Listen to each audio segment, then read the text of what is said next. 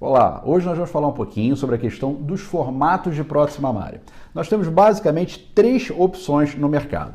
Nós temos os implantes anatômicos, também chamados em gota, que na prática são muito pouco utilizados porque, apesar da proposta ser deixar uma mama mais natural, eles não projetam a parte alta, o colo da mama, que é extremamente valorizado para as mulheres. Então esses implantes eles acabam ficando, na maioria das vezes, reservados para as reconstruções mamárias.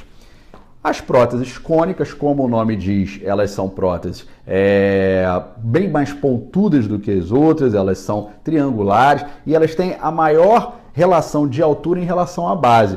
São implantes que também não são tão usados porque eles acabam deixando a mama mais pontuda e da mesma forma não valorizam tanto o colo mamário. E finalmente nós temos as próteses redondas, que são disparadas campeãs de solicitação. É bom frisar que quando falamos em próteses redondas, as pessoas às vezes discriminam um pouco e imaginam que nós estamos falando sobre uma esfera, né? E na verdade não é, a prótese ela é dita redonda, mas ela não é completamente redonda. Ela tem naturalmente uma base que é plana, que fica em cima da musculatura e a sua superfície é arredondada. O que vai variar nesses implantes são as suas projeções. Nós vamos ter próteses super altas, altas, médias, baixas, extra projetadas, enfim, cada fabricante tem as suas denominações. O que importa entender é que esses nomes, essas diferenças de projeções, elas acontecem em função das diferentes relações entre a base da prótese e a sua altura. Ou seja, na prática, vamos imaginar que nós tivéssemos dois implantes de 300 ml cada um.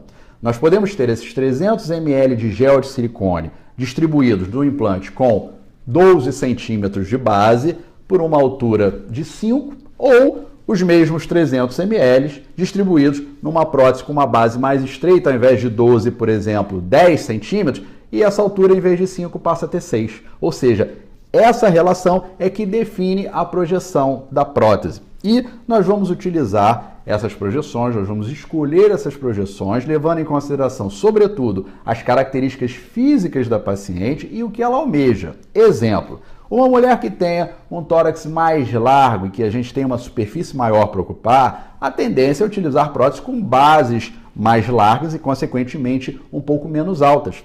Já mulheres com tórax mais estreito e que querem deixar um colo mais definido, as próteses mais projetadinhas, que têm uma base menor, são mais indicadas.